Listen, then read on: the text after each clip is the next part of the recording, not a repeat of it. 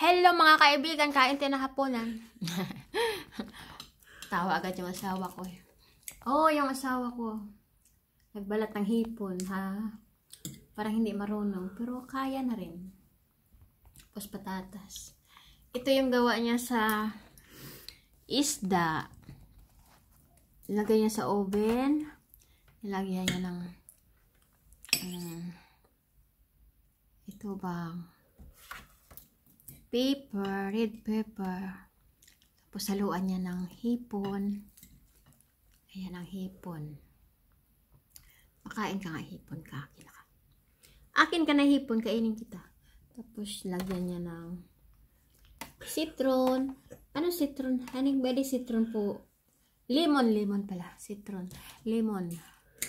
Yan. Kaya para siyang para siyang maasim-asim. Masarap naman.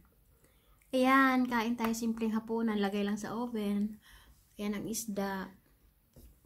Parang steam fish ba yung tawag? Parang ganon. Ayan, kain tayo.